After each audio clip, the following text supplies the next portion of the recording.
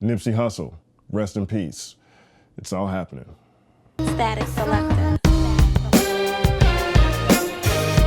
It felt like all of LA showed up and showed out to celebrate the life and mourn the loss of Rameus Asghedom, also known as Nipsey Hussle.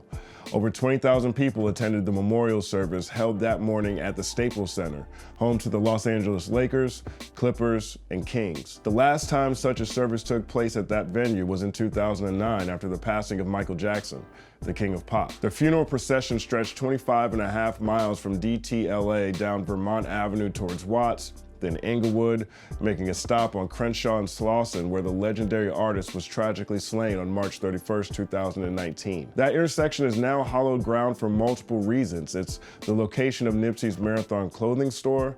Nipsey invested in all businesses in the mini mall, and when local law enforcement began pressuring the owners to kick Nipsey out of the lot, as his brother Black Sam described during the memorial, they found a way to buy it. I don't know how we did it, you know?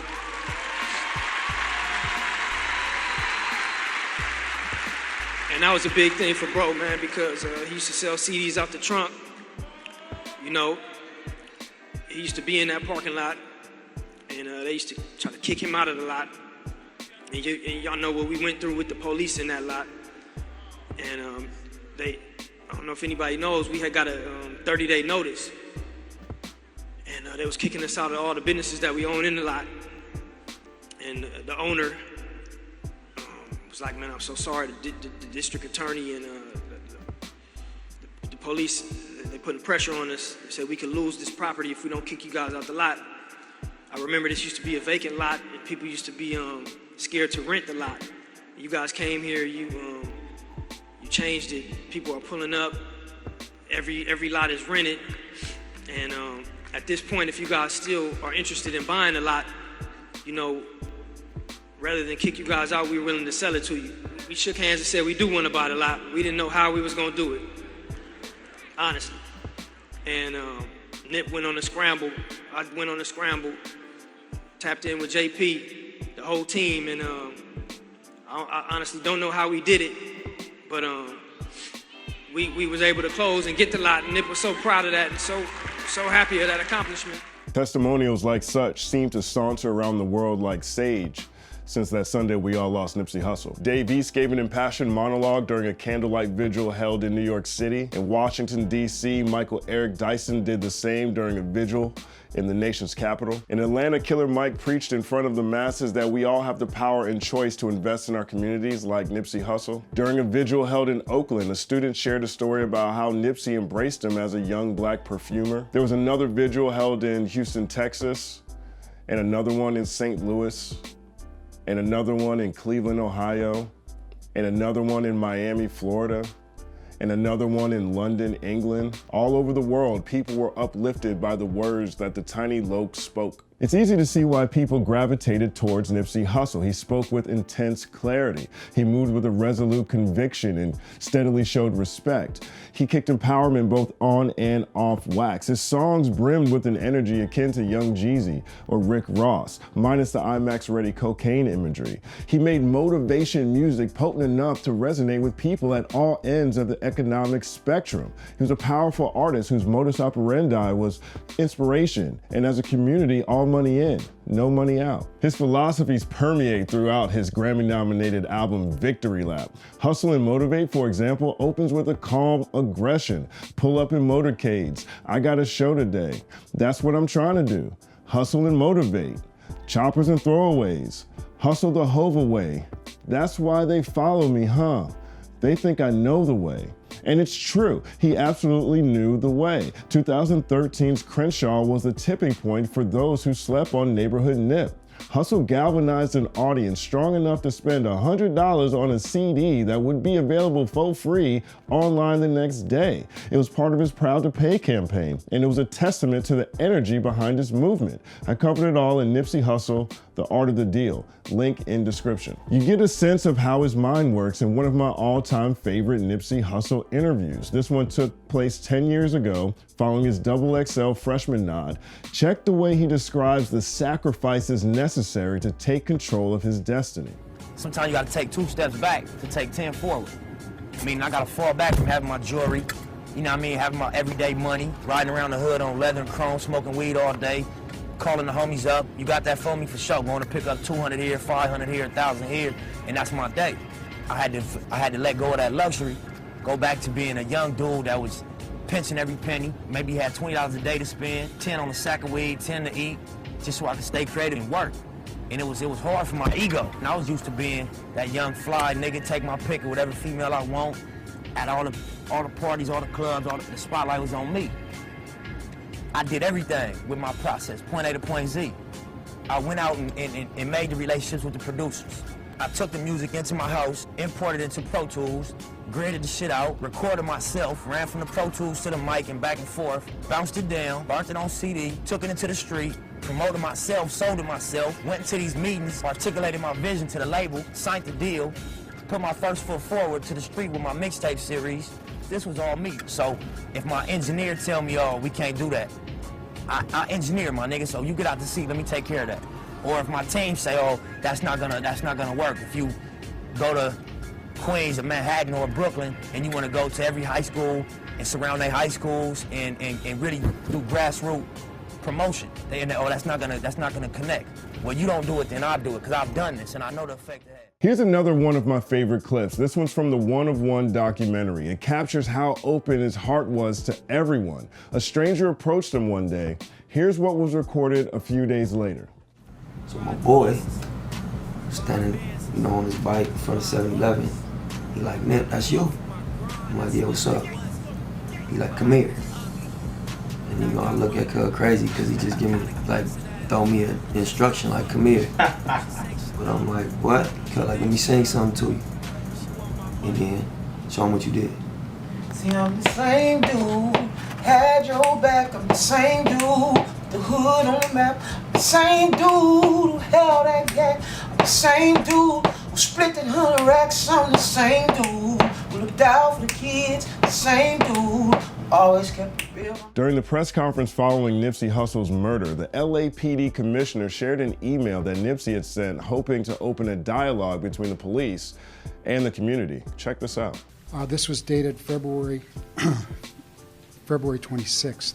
Our goal is to work with the department to help improve communication, relationships, and work towards changing the culture and dialogue between LAPD and the inner city. We want to hear about your new programs and your goals for the department,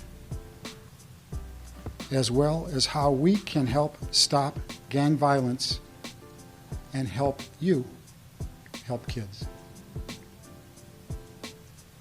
So it takes time to set up meetings. We did. It was set up for yesterday. And the chief called me on Sunday and told me, this was 15 minutes after, that Nipsey Hussle had been assassinated. Whether it's creating his own opportunities, having an open heart and an open ear for those in need of opportunity, or maintaining a focus on the opportunity of his community, Nipsey Hussle put his words to power. It's one of the reasons why reactions to his passing reverberated worldwide. I spoke with Chuck Dizzle of Homegrown Radio and LA's Real 92.3. He's one of the most important voices in Los Angeles. I asked him about Nipsey Hussle's impact. Here's Chuck. Again, going back to the legacy of Pac, everybody that you talk to that talks about Tupac says, damn, man, if he only had some more time, he could have did this, this, and this. With Nipsey, we saw what he was doing. We saw him buying up the block. We saw what he was doing, right? We know the story. We know he was hustling mixtapes right outside the same store, that same complex that, he grew up on and bought that whole block back. And we saw what he was doing for just the community. We saw Vector 90. We saw all these things that were being implemented, and we're like, damn, he picked up, that spark that Tupac was talking about. It's like Nipsey was implementing that. He was executing on that. So we saw it in real time. And then on a music level, we saw the grind. We saw the hustle. We saw him, not only come up, but transform his brand. We saw him get signed to a label, get dropped from a label, and to have to do a complete 180 and do everything all over again, and not only like get turned down, like not just have a partnership with the same label that turned him down, just speaks volumes, man. So it was more of like from an inspirational standpoint, like damn, if you want to look at it from a gang's perspective, you see somebody that can make it from, you know, the 60s become a businessman. Or if you want to look at it from a business or entrepreneurial standpoint, you look at it like, damn, this dude actually is, you know, buying back the block, right? And you know, owning franchises and doing these things. And then from a community standpoint, it's like, yo, he's giving back, like straight giving back to the same neighborhood that he grew up in, you know? From again, business standpoint, dude, he didn't have to go to Melrose or Fairfax. He did all that shit inside his own community. So I think it impacted people on several levels. It's like, he represented possibility. He represented hope. He represented all these things, and to be taken away, it was like, well, damn, not him, you know, not Nipsey. Like, that's the last person that this should have happened to. And not, you know, a human life is a human life, but I think for the sheer fact that it was like more of a representation, it's like you taking that away really takes away, it takes the air out of it. It takes the hope. You know what I'm saying? Hussle has a bar and a half on status symbol 3 that I love. It's been locked in my head since Victory Lap dropped. He says, want to change the game, never chase a message, never stop grinding, cherish no possessions. We ain't get accepted, we just reinvested. We just reinvested. It reminds me so much of all the mavens that inspired me throughout my life. The Jay-Z's, the Killer Mikes, the James Baldwins, the MLKs, the RFKs, the Ghazi Shamis, the Will Smiths, those who never lost sight of the vision regardless of the albatrosses standing in their way. Those who never closed the door behind them after finding an improbable way through. Those who chose to inspire rather than deride. Those who unite rather than divide. There's been a lot of talk that staying so close to home led to Nipsey Hussle's downfall, that the hood killed him, that his life would have been better had he chose to wall himself off from where he came from. But Nipsey's connection with his community is what gave him strength. His legacy looms larger precisely because he dedicated his soul to the soil that raised him, precisely because he used the mic as a tool to educate himself on things that would allow him to foster opportunities for those from his section, so that they wouldn't have to live lives with dreams deferred. Each and every one of us has a voice. The only choice is what we decide to do with it.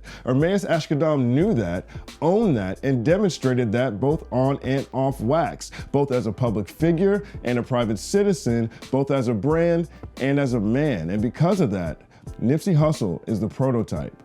The marathon continues. Static selector.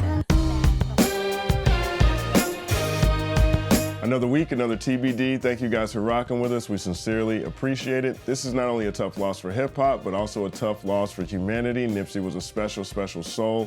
If you haven't had a chance to listen to his music, I suggest you check out Victory Lap, then the Crenshaw tape, then Mailbox Money, then the Marathon tape, in that order. I think they do a great job of showing you how Nipsey got to where he left us.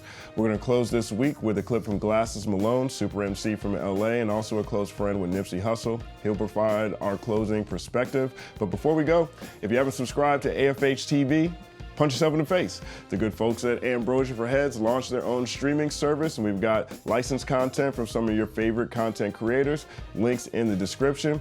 Also, this channel is rapidly approaching 100,000 subscribers. So if you like what we're doing, share the videos, tell a friend, and tell them to subscribe, and make sure you hit that bell. Follow @TheCompanyMan on everything. I'm Justin Hunt, and as always, it's all happening. You know what's funny, man? His body tracked his energy. I think I just came up with that probably yesterday. His body tracked his energy. And when he was free from the world, his energy was like uncaged to loom. And it has got everybody. I mean, I got big homies from my gang who not, you know, they didn't even meet Nip. You know what I'm saying? They didn't even know him. But you could tell they feeling his energy. Like his energy has never, it's free to spread. I know that sounds crazy, but like, it's almost like Jesus. You feel me? It's almost like Jesus. And a lot of people gonna think that's crazy to hear, but it's like, trap people's true energy so much, and then when they energy is free from the body, you can really see what they made of. And now you really get to see what Nip is made of.